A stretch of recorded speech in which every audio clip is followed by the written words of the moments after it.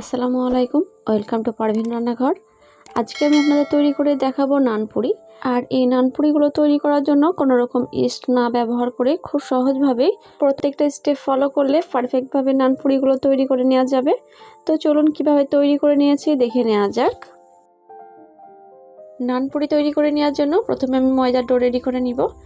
এর জন্য আমি নিয়ে নিচ্ছি ময়দার 3 কাপ।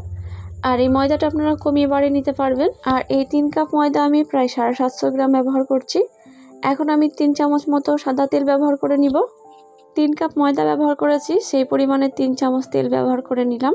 ময়দা কতটা ব্যবহার করছেন সেই হিসাবে তেলটা ব্যবহার করে নেবেন, এতে করে পারফেক্টভাবে তৈরি হবে।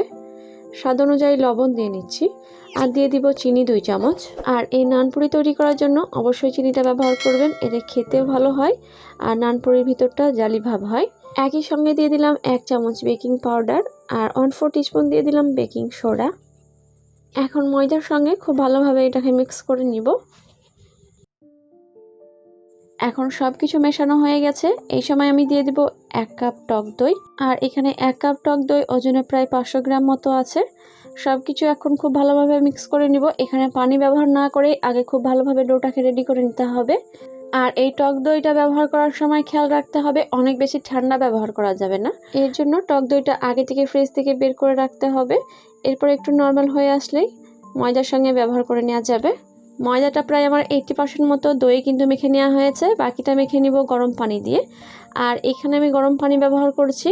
পানিটাকে হালকা কুসুম গরম করে নিতে হবে আর একটু আঙুল ডুবিয়ে দেখে নিতে হবে এতে করে গরমটা সহ্য হচ্ছে কিনা, তাহলেই হয়ে যাবে।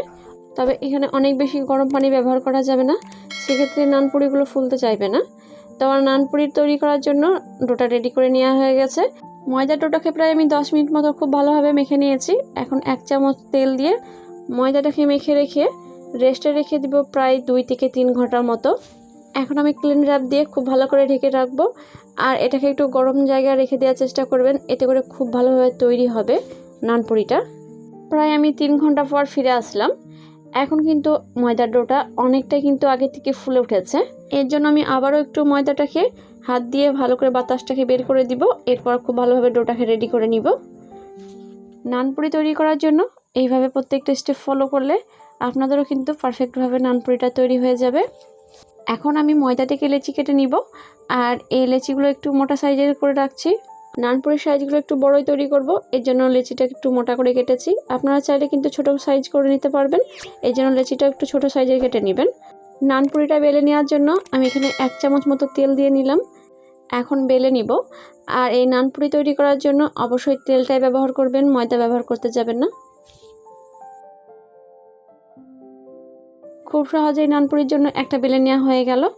আর এটা কিন্তু অনেক বেশি মোটা বা পাতলা করে নিয়ে নিই, এইভাবে একটা করে তৈরি করে নিব আর ভেজে নিব। চুলার জাল অন করে আগে থেকেই কড়াই বসিয়ে তেলটাকে গরম করে নিয়েছি।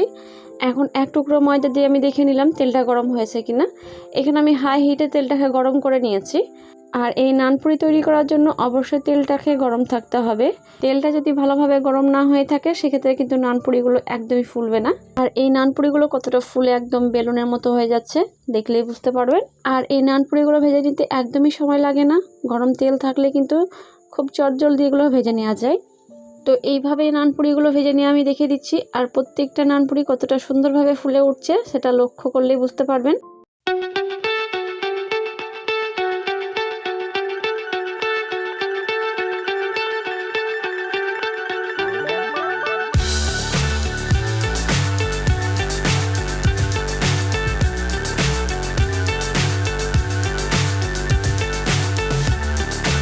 সব নানু রুটিগুলো আমার ভেজে নেওয়া হয়ে গেছে। প্রত্যেকটা নানু রুটি কিন্তু এইভাবেই ফুলকো ফুলকো হয়ে আছে।